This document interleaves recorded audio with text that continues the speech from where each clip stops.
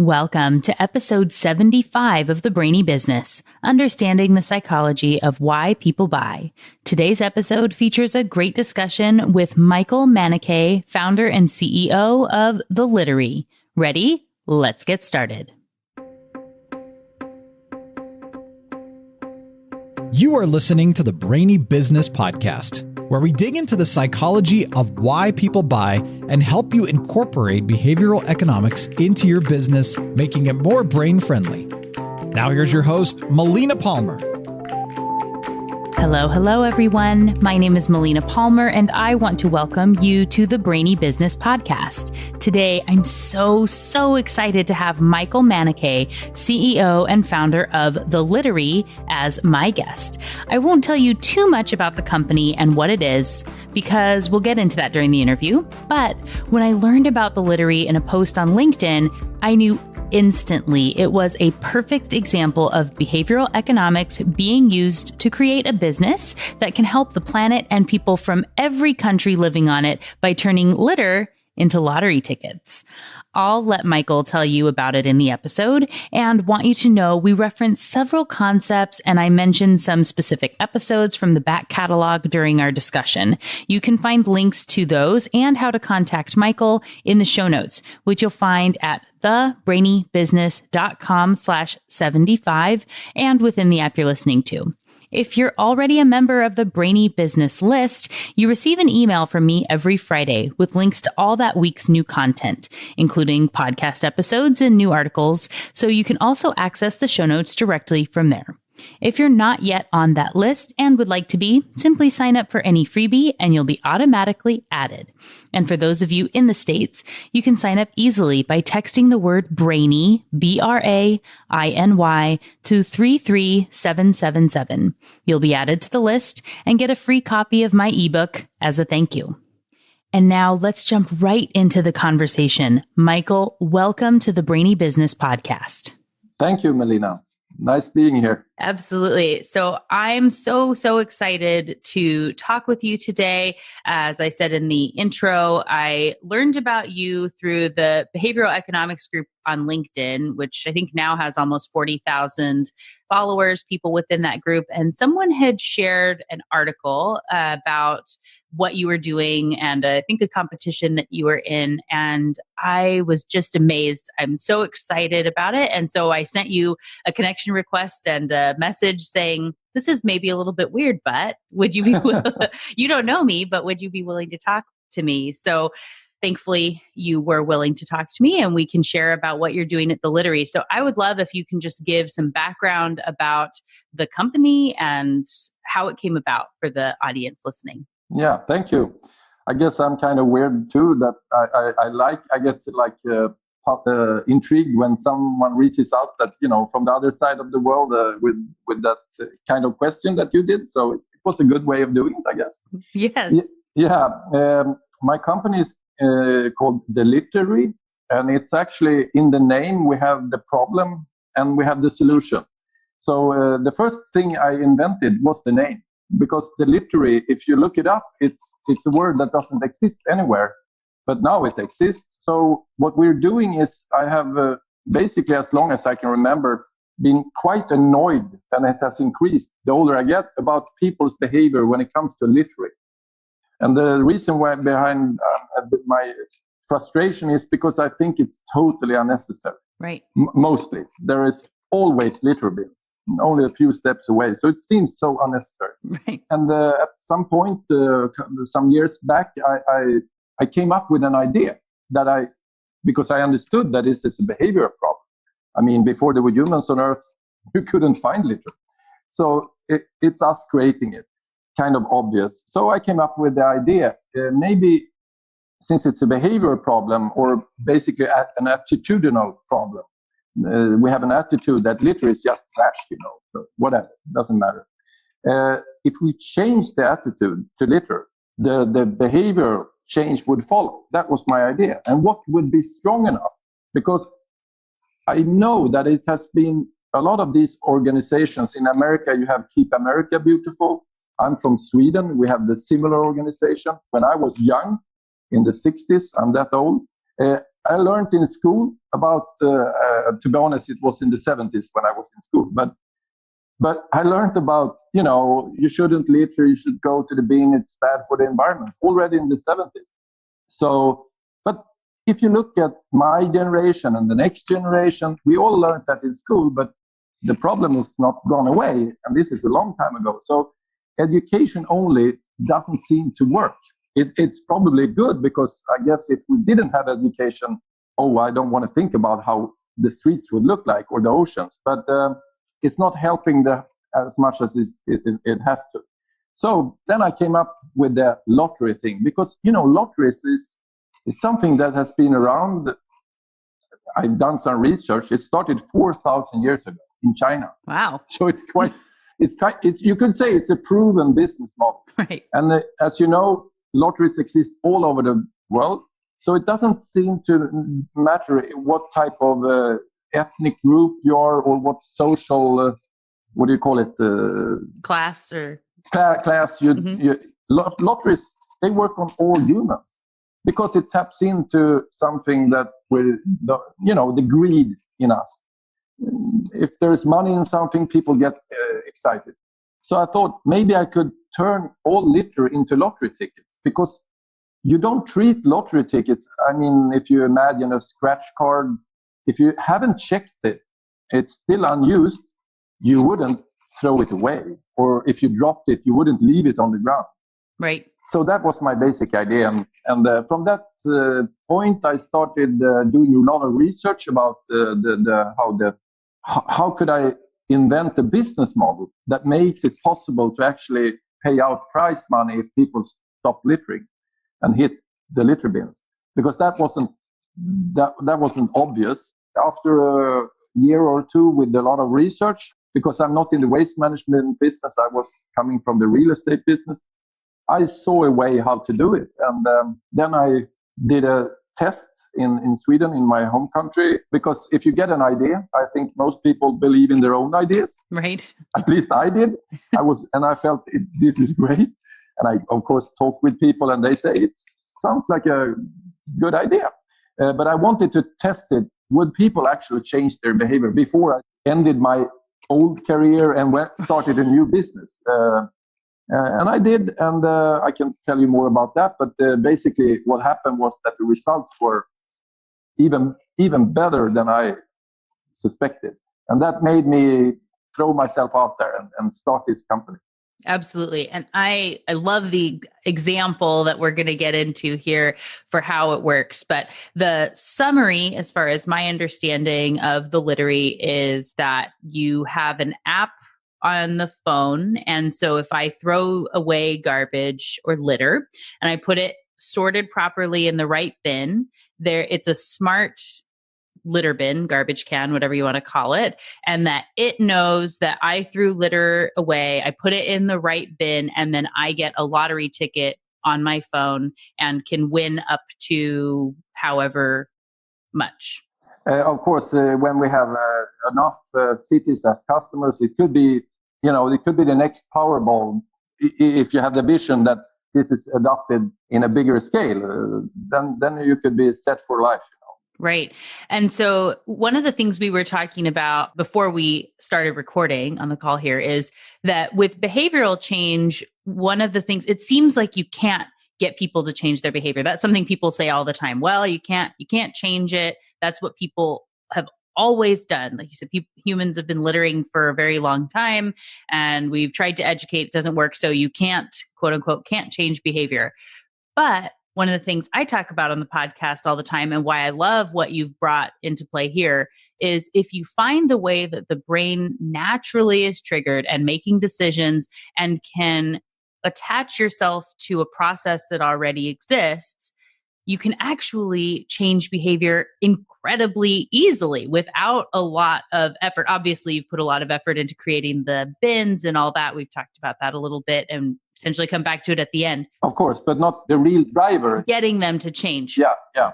Right. So with that, to show just how well this works, I want, if you can share with us the movie theater example. I believe that was what you were talking about. Yeah. I would like to do that. Yeah, but you're absolutely true there, because what you can change quite easily, and I think a lot of people miss the target sometimes because we focus on the behavioral change. And that's hard. We all know that. We all had maybe New Year resolutions, and like in February, we're lost again, So it's like, oh, typically me. But what we can do is what is easier. I'm not saying it's easy, but it's to change the attitude to something. And then also, in this case, it's about if the attitude is that litter is just trash, it has no value. Of course, you treat it as trash. And I will come to my example soon. And also, if you think that there are no smart litter bins around, I mean, that could turn your litter into a lottery ticket, because there are no such litter bins. Not yet. Yeah. So then, of course, today's situation is the attitude is it's just trash. And the environment around us doesn't facilitate any system that could turn it into gold, so to speak. So it's no wonder, I think, that we have the problem. So what we did when we tested it, because I wanted to test the concept, could just the concept of turning litter into lottery tickets, or rather, if you throw the litter in a bin, you could get rewarded with a ticket. Would that change people's attitude and following that, the behavior? So in Sweden, we have a cinema chain that's like almost a monopoly. They have seem to have all the theaters. And I guess I'm not sure if it's the same in America. If I think back, I've been in theaters there, and after every movie, when they light up the theater, you can find so much litter and popcorn and whatever in the rows. Right. And people don't take their cups with them or the empty, just leave it. That's someone's job to clean that up, sort of an attitude. Yeah. It's like one of the places that's the worst places on earth, because it's like you have a license to litter. Right. Because you pay the ticket. Right. So I thought my thought was, if we could see a change here, it would be quite good proof of the effect. And also the other reason why we use theaters is because if we made tests outside, I mean, in Sweden, the weather is, sometimes it's great, but mostly bad. It can be very hard to compare, because we had to have a reference group when we measured everything. Right, smart. So what we did, we chose 4 theaters in a city called Malmö. And Malmö is kind of an interesting city in Sweden. It's the 3rd largest city. But the most interesting is that it has 181 nationalities living in this city. Wow. So it lacks only 10 to have the whole world's population. And that was one of the reasons why we chose it, because it's very multicultural. And I wanted to check, does it matter where you come from or not? So it was a good opportunity. And then we had 4 of the theaters in this city. For 1 month, we did the research, or measured how people acted regarding littering. And I got some volunteers from the environmental program at the Malmö University to help me. So there were students measuring everything, how much litter was left on the floor, so to speak, in the theater, and how much litter ended up in the bins that were present in the theater, and how much of the litter was correctly sorted. There were 3 options. So we measured all this. So now for 1 month. So now we knew how people were acting as normal. And then when the test started, in Sweden, in these theaters, they have one of the staff welcoming the audience. And this was done the normal way during the reference period, saying basically, hi, welcome. Today we're going to watch this film. If something is problem with the movie, please come out and look me up and I'll help you. If you have to go to the restrooms, it's that way out. And please, after the movie is over, I would love if you put your litter in the right bins. That's the normal pitch. So the only thing they changed now was that in the end, when they asked them to put the litter in the right bins, they said, if you do that, you will get a lottery ticket. And with that ticket, the first prize will be 5,000 euros. It's like $5,000 almost. And that was the first prize. And the second to prize number 100 would be a couple of extra cinema tickets. So it was one big prize and a lot of, small prizes. And of course, I was, to be honest, I was really worried because a lot of these nationalities living in Malmö, not all speak Swedish yet. So this pitch was in Swedish. So we made a picture that was shown on the screen, showing basically when they pitched that if you throw litter in bins, you can get lottery tickets, and like with images. Right. And people, I think, understood it. It's kind of easy. Everybody knows about lotteries. Right. So the results were totally amazing. For 1 month, we did this with the audiences in these 4 theaters, and 100% of the litter in these saloons where we would run the tests ended up in the bins. And that's compared to 71% for the reference group. Wow. So, and when it came to the sorting, 100% was correctly sorted. That shows that people can sort, because the reference group, the correct sorted was only 23%. So it was amazing. And we had we observed also when the light came on after the movies. I did myself, and I couldn't be at all places at the same time. So we had these volunteers working, and we all noticed the same behavior. People were holding on, to their trash like it was, something valuable, because they wanted to.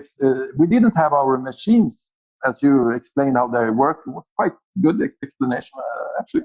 So we had the volunteers giving out the lottery ticket for each litter. They didn't intervene. They just watched if you throw your litter in the right bin. And people are smart, so it's not hard. If it's PET or if it's paper, they know the difference. But if you don't get an incentive, maybe you don't sort correctly, as it turned out. So the thing was that people hold on to their litter, and we could see that they were funny. The women, they started opening their purses, their handbags, looking for some, extra receipts or something they could, because you got 1 ticket per litter. So it was actually, we had suspected that some people wouldn't bother, but we couldn't find those. They treated the litter as valuables, and a lot of mostly men were running around looking in the rows, to find some litter. But since nobody littered, there was none. So that was how the test, and that was one thing that I would like to mention that was so fantastic, because before we started the testing, I was there reviewing the theaters, and I met with this one man. He told me he had worked for 36 years in this theater in Malmö as a machinist, running I don't know what you call it, the projector. Right, yeah. And he said to me, when I explained what we were going to do, he said, "Michael, I really like the idea, but I have to tell you," he said, "with all this experience, it won't work." And he said it like in a sad, he wanted to share something with me. And I said, "Oh, that's really sad to hear. Why don't you think it will work?" And he said, and this is like, I'm quoting him. He said, "Michael, people are like pigs. We have to clean the theaters after every session. And it's been like that as long as I've worked here." Right. So that was what he said before we even started the measuring and the testing. So it was kind of, I was thinking, am I so stupid believing in this? Because he seemed to know what he was talking about. But of course, then he came to me after one of the first nights when we had started the test period. And he said, "Michael, he was like, I don't know how to explain it, but a letterbox, I think you say in America, or, like... Oh, a mouth agape. Yeah. If it would have been like a, Donald Duck cartoon, the mouth was like... He was totally amazed, because he couldn't really believe what he saw. That was proof enough for me to quit my old career and actually start this company and go to find investors, because I knew to do this is a big challenge, because this is a global problem, and we have to build a system that's very intelligent. As you told, our smart litter bins, they are really smart. They are solar powered, so they can stand alone. They don't need any infrastructure, and they will recognize you if you have your phone on you. And I guess that's a new body part of humanity. So right. And so you don't need to it's not that you have to open the app. I'm throwing something away now. It just uses, is it geolocation or? Once you have, of course, you have to download our app. But once you've done that, you can have your phone in your purse or in your pocket, wherever.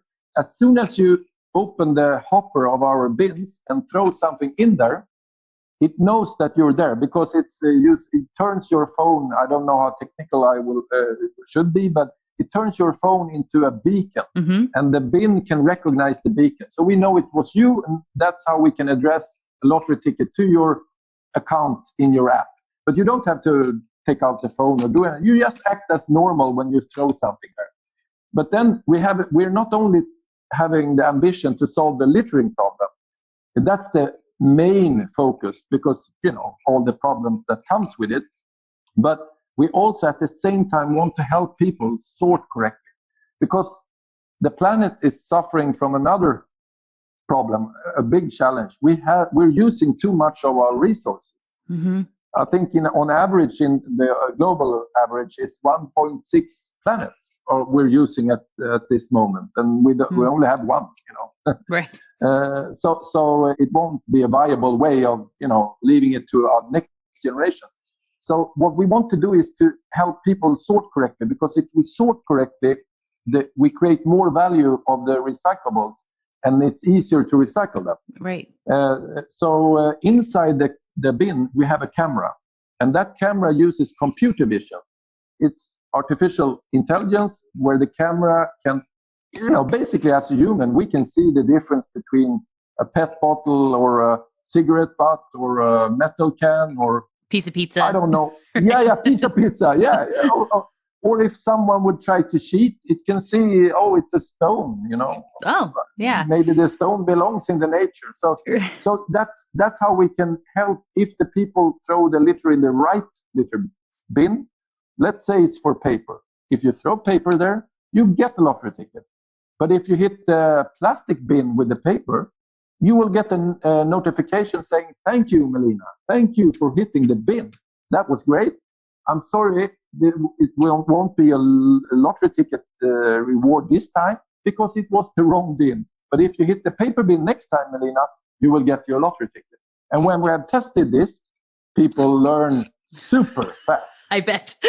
Because imagine if you get like a Powerball lottery ticket each time you do right, you probably, that's a good, I think, way of viewing it.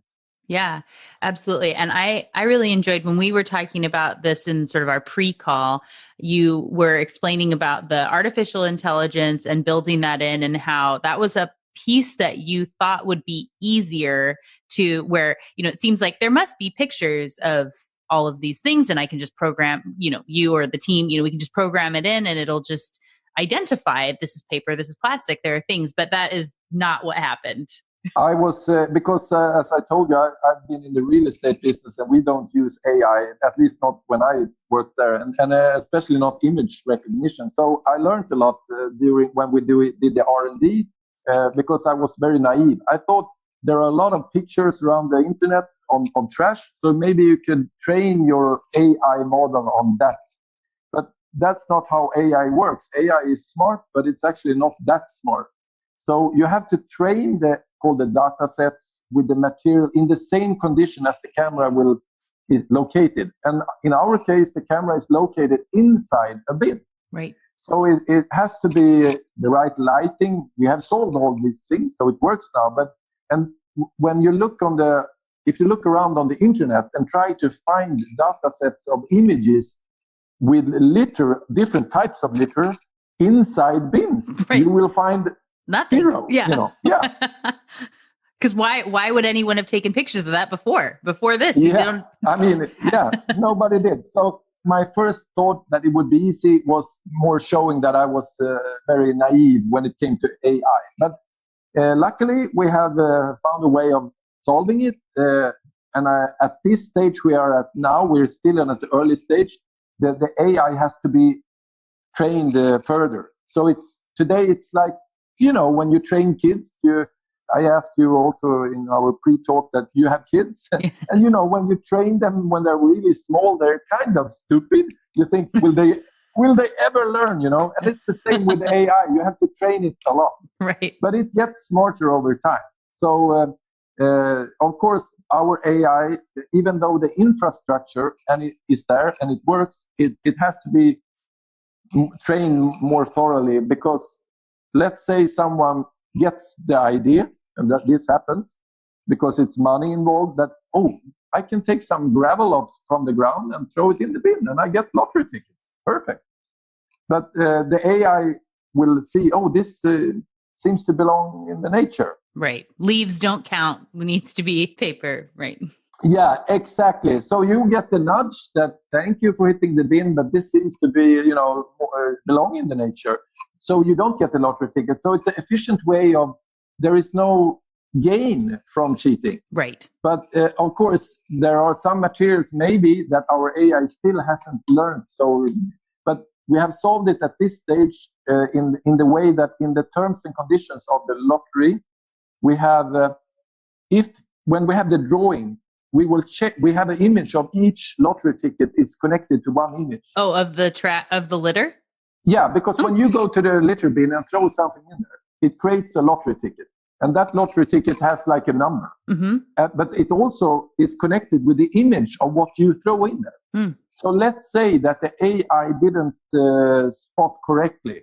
It could happen, that it gave you a lottery ticket even for a stone. Let's say that. Mm-hmm. Then when the drawing happens, and let's say that your stone ticket, so to speak, wins the prize. Before we publish the winning tickets, we check manually in the beginning, before the AI is, we check each ticket and we can see, this is a stone. And then you won't win because we have already in the terms that some materials are not, give you a ticket. So we have a workaround for that during the period the AI evolves. Mm-hmm.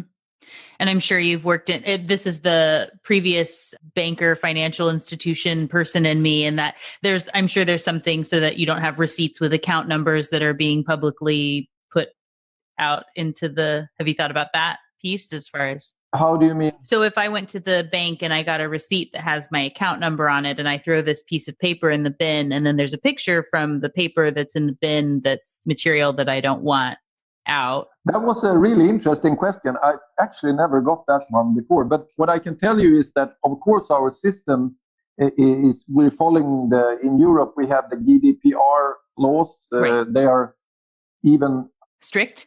Yeah, they are stricter when you have in US. So, right. So all this information is secure information. So the images also. So it's nothing that you can other people can. So it doesn't publish and say, this is the Kleenex tissue that I threw away to win. No. So when I explained it's only internally to check that no one has cheated. A cheating person will win the lottery. That would be right. Bad, but it's not publicly known at all. Okay. So it's you can be rest assured. Perfect. But it's a good way of using your old bank account. You can reuse it and get a lottery ticket. Right. Interesting. Nice. So I was also thinking about, so you're talking about how it's a newer company. You're very young right now in that. So if you can explain a little bit about, so you went through the research stage and determined it was viable so that you could leave your old career to start this new piece. You did more research, brought in AI. I know that you moved to a new country and are building all these things. And if you can let us know sort of where are you now and what's on the horizon for the Littery? Yeah. So what happened was when we proved this with the theaters, I decided this is the thing. We're going to do this. It took me like a half year, and then I got my first investors on board because I mainly had a PowerPoint and the proof of the concept. So it takes a while to get investors on board on that crazy idea, but I did. And one of my investors was a Latvian state-owned, or is a Latvian state-owned company. And the other is a Swedish global company in the waste collection industry. So with these two investors, I incorporated a company in Latvia because that was one of the conditions for the Latvian investor. And I thought it was fun because Latvia was a new country for me, and they have a very nice capital called Riga. So I relocated there, we started the company, and then we had the funding to start building the system. So today we have the technology, as I explained, working, but of course it's a prototype stage. You could say it's not like an iPhone 10, or something like that. There are still things to be polished on. So that's what we've been doing since actually incorporation was in early April, and now we have all this stuff running. So now the next phase is to pilot it in a city, because our business model is that cities today, they put out contracts for litter removal. Right. Those are normally performed by waste management companies using human labor to pick up litter. That's how it works all over the world. Sometimes it can be in-house staff employed by the municipality, but that's the thing. So the business model is we go for these contracts, and instead of doing it the old-fashioned way to treat the symptoms using litter pickers pick up after you and me, we use the revenues from the contract to finance our smart litter bin system that we put in the city, and also the prize money. And of course, we have to have some backup litter pickers because we're still at this early stage, so we really don't know exactly how effective, even though the tests in the theaters, were super effective. We can't really rely on that it would be 100% out there. Right. Of course, nobody is 100% today, because if cities were 100% today, you wouldn't see any litter in the ocean. So, right. But you understand what I mean, I hope. So the stage we are at, we have an agreement with a French municipality called Issy de Molineux. So we're going to pilot for at least a year in their city. It's in the Paris area, but it's not in the central Paris. It's just on the border of Paris. To be able to do that, we need to, because we can't, when you have a new solution, I wish it would have been simpler, especially when you're trying to solve a global, really bad problem. But our business model is depending on procured contracts from municipalities. Sure. And procurement is, that's a solution to make fair, contracts, so it's not corrupted and stuff. So it's a good idea when someone came up with it, and it's like the way it's done globally. But on the flip side, maybe the hard part with procurement is when you come with totally new solutions. Procurement is like it doesn't understand. It's like AI, it doesn't understand in the beginning, Right. So we have to prove it, and to prove it, we can't get a regular contract. So we have to finance most of the piloting ourselves. So what the stage I'm at now is that I'm raising funding to be able to do this piloting for a year. We have to, manufacture a lot of bins. We have to have an organization in place to run the whole thing. We have to have prize money and everything as it's supposed to be. So at this stage, we have raised half the funding we need. So we have come a long way, but to actually start it, we're aiming to start in the first quarter of 2020. Oh, awesome. Yeah. So I mean, I'm currently talking with multiple investors. So in a week it could be done, but it could take 4 weeks. It could take 8. You never know. It's kind of interesting, right? But it's a challenge. But as soon as we have the funding in place, we have all the other stuff, the agreements in place. So, and we also have a consortium of very strong key players that's in the waste management industry to help us. One of the largest waste management companies is one of our partners. It's a French company called Suez. We also have an American company as a partner, Coca-Cola, because they understand that maybe they are not themselves create litter, but their customers actually do that quite a lot. Right. So they believe that this is a potential thing that could help their customers actually behave better. Yeah. And we have some others too, but we have World Wildlife Foundation, because I didn't tell you, we have built in our concept. This was my idea from the beginning, that I wanted to create something where people could get the feeling that while doing this good thing, putting the litter in the right place, they are also helping the world in a bigger sense. Right. So 10% of all winnings that's paid out goes to some NGO. It could be World Wildlife Foundation, because they're working with littering problems. Of course, right. But it can also be like a local municipality, a customer of ours. They could have something they want to target, a problem that's very local. Mm-hmm. So 10% of the money goes to something, doing something good for humanity. And if you, as a customer, I call you a customer, if there's no litter in the bins, you don't have to pay anything. You just do that. You could, in your app, put on default, you could choose that all your tickets will go to this. So if your tickets win, the money goes to that, an NGO of your choice. Cool. That's another thing. We actually have a lot of other drivers built in the system. And I guess you're going to ask me about that. Otherwise, I will tell you. But it's not only the lottery tickets, but the lottery tickets is what we use to, how should I put it, to attract people into downloading the app and, start using the system. And then we have a lot of other stuff to keep you, so it's a lasting change.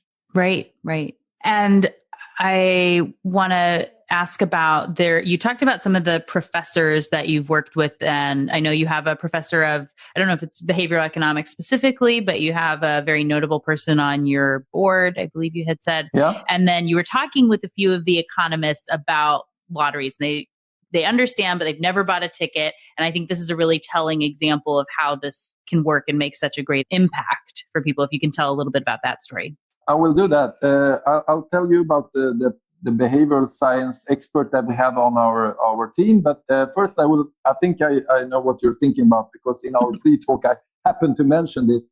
It was when I was working with a couple of AI professors, and they're really smart people, and they're very good at mathematics. So they were around 40 years old, both of them, and they told me, Michael, we really like your idea.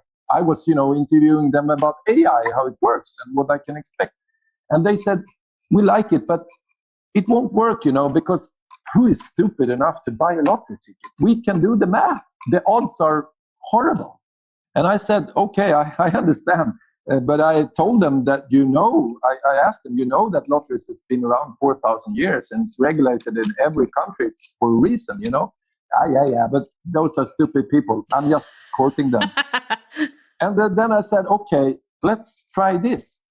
And I said, I reach into my pocket, because I often have scratch cards there, because I get these sometimes this, how do you call it? Skepticism. Yeah, that's a good word. So I took the most skeptic guy of the two, and I said, I give you this scratch card. It's unused. You can, and the one I gave him, you could win like 300,000 euros. And that's quite a lot of money. Right. So I gave it to him, and I said, it's yours on one condition. And he was like, what condition? As soon as you have got it, you have to drop it on the ground. And he was like, okay, sure. And he took it and he dropped it. And then he looked at me, and now what? Yeah, it's on the ground, but yeah, but we can't leave it there. So he reached down and picked it up. But I said, I didn't say you pick it up. You have to drop it. Why are you picking it up? And he looked at me as I was stupid, of course I pick it up. Right. I can win. Exactly. It could be a winning ticket. As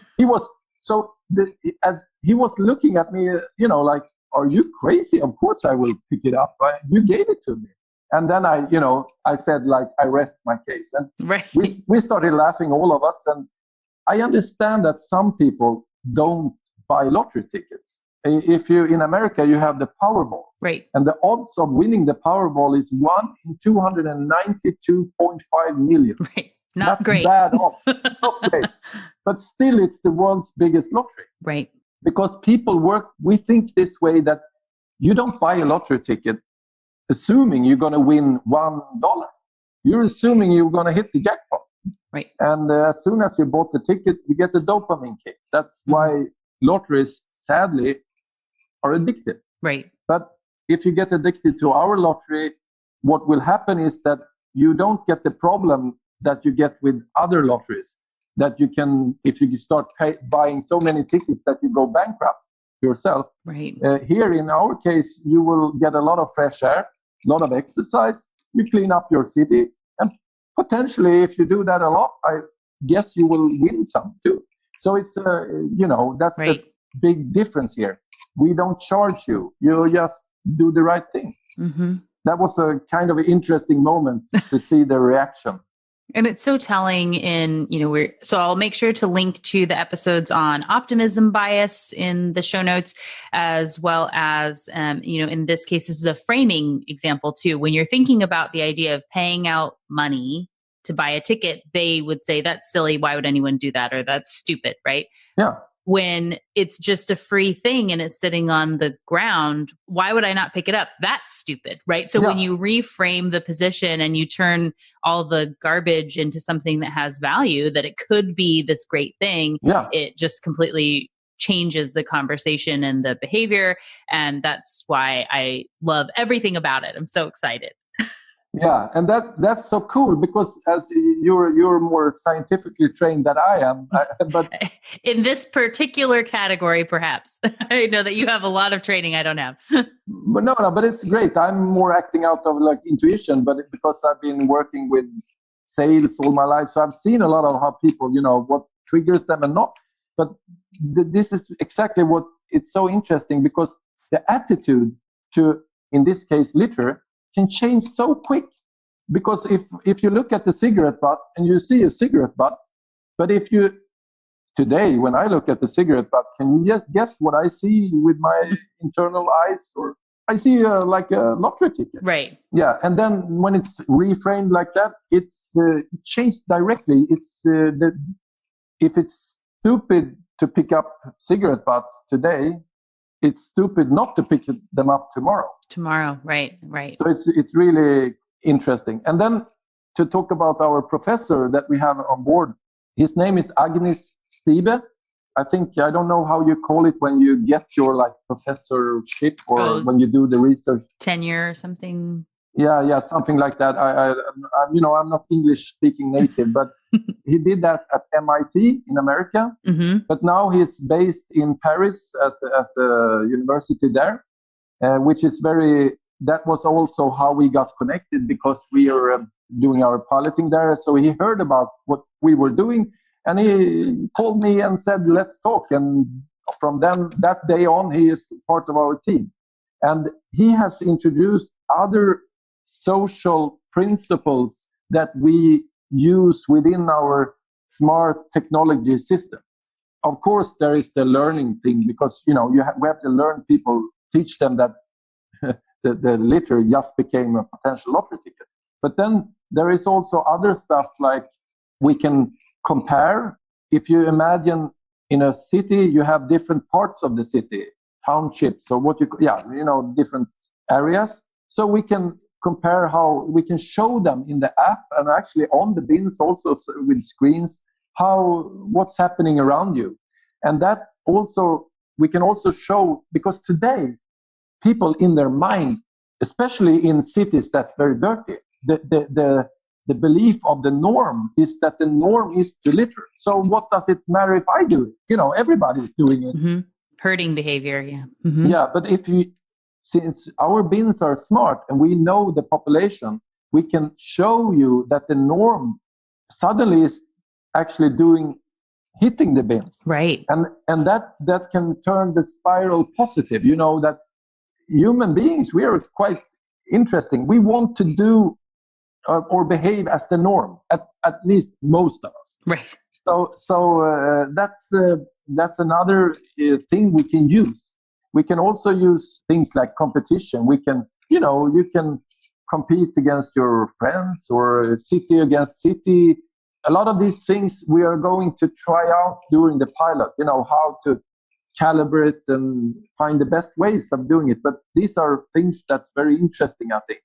Another one that I believe a lot in is also the cooperative thing, that people's, the feeling of that you're building something. Mm-hmm. So actually the 10% that I told you about, we can use that for showing that together doing and sorting and collecting litter, we don't always have to pick it up. We can just take the coffee mug directly to the bin instead of first littering and then pick it up. But Sure. You understand? Mm-hmm. So we can show them within the system, in the app, and let's say that the municipality has a goal. Maybe some of the money we raise together by doing the right thing should go to a new whatever playground for kids or something extra for the elderly people in the community, or whatever that municipality has chosen as a thing to collaborate. We can show how we're getting closer to that goal. The progress, yeah. Awesome. I love it. I think it's obviously so well thought out, and you have such a great diverse team. I can't wait to see them when they're there. Definitely keep me updated, and I can keep the group updated. We'll make sure to put pictures, on social media when they're out in Paris. It's going to be great. And for any listeners that are in France, definitely if you are able to go check them out when they're launched early 2020. Yeah, you're welcome to come and test them. I would love to. I would love to come and check them out when they're around. So you mentioned that you're working on some investment, to which we'll just go ahead and say, hey, anybody who's listening, if that's you, if you're the person that wants to invest in the Littery, definitely should reach out to Michael. What's the best way for people to get in contact with you if they're, they want to support or have questions, or a municipality might be listening? I mean, who knows who's on the other end of this? What's the best way to find you? And for those of us that just want to know what's going on, how should we do that? Yeah, I do like this. Please contact me if you have any ideas, because I really want to solve this problem, but it's a huge problem. So I understand you can't do it alone. And I have a really amazing team. But to come to the next milestone, so to speak, we really need the extra funding.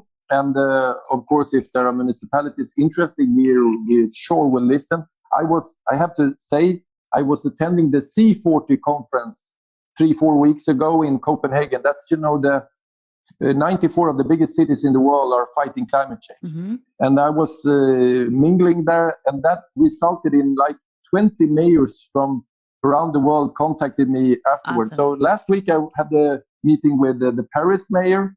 And next week I'm meeting with the Bristol mayor. And in 2 weeks I have a meeting with the Los Angeles mayor. Awesome. He also got elected as the new president of C40. Just saying this because it's really I can see that cities understand that, this could actually help them a great deal.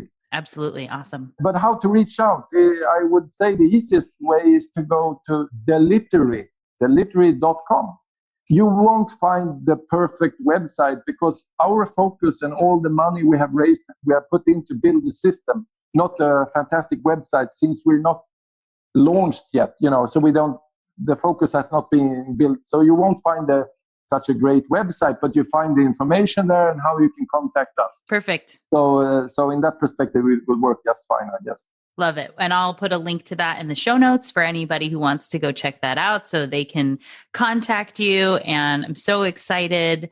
Do you have any final thoughts about litter or behavioral science or? Actually, that's the funny thing, because I'm learning more and more about behavioral science, and it's I understand that you have like focused on this and this become a part of your life because it's super intriguing. Right. Yeah, it is, and it's so interesting how you can see how we as human species, if you have the right triggers and right things and right framework, we're like, we just go where we're supposed to go. But we have to help people see it. Right. Know which buttons to push and how to move it. Yeah. And I think one thing I would like to say is that I understand, and I think you'll probably talk a lot about this. A lot of people, we're not targeting to change 100% of all humanity or all people's behavior, because that would probably not work, because there is a lot of science saying that like a certain group, they just don't give a damn. At least not about this. And there are some that already are doing this. Now I'm talking about the littering problem. They are sorting, they are not littering, they are doing everything by the book, so perfect. So we shouldn't forget that. A lot of people are doing this great today. But the big group, that's actually sometimes me, myself, in life, to be honest, it has happened. But since I've been quite annoyed about this, I've tried to be quite good.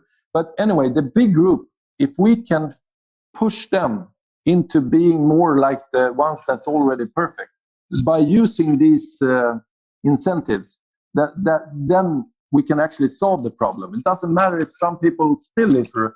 I'm pretty sure, and the tests show that someone else will then be incentivized to go pick that up where otherwise it wouldn't have been worth the effort. Yeah. When I talk with mayors of cities that are in emerging countries, I met like the mayor of Johannesburg, for example. He was like, he thought whole community would, go crazy because there are so much lottery tickets laying around in his city, meaning trash. Right. And there are a lot of poor people without jobs. So, of course, this could really be a game changer. Let's hope that.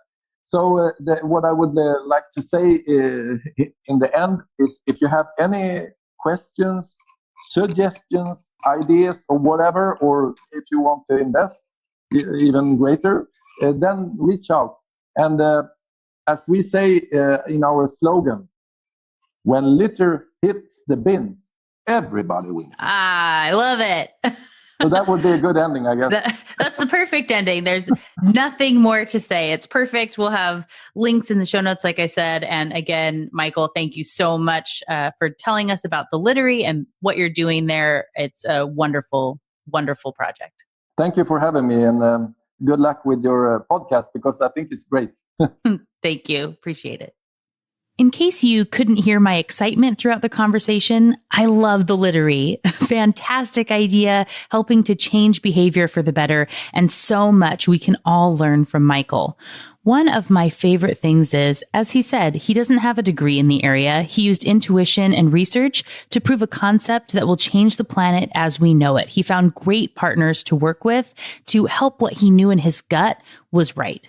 I'm so excited to see what happens as the Littery starts its pilot in Paris and everything beyond that. Perhaps this conversation will help us all to be a little more thoughtful this holiday season about our litter and start thinking of it already as if it were worth something more. Thank you again to Michael Manniche of the Littery for being my guest today. Links to contact him and those past episodes we mentioned are all in the show notes for the episode at thebrainybusiness.com/75. And just like that, episode 75 with Michael Manniche, founder of the Littery, is done. Next week, in honor of Thanksgiving here in the States and keeping on theme, we'll be talking about filtering for generosity, gratitude, and revisiting a much-loved topic, reciprocity. It's going to be a lot of fun. You won't want to miss it. Until then, thanks again for listening and learning with me, and remember to be thoughtful. Thank you for listening to the Brainy Business Podcast. Melina offers virtual strategy sessions, workshops, and other services to help businesses be more brain-friendly. For more free resources, visit thebrainybusiness.com.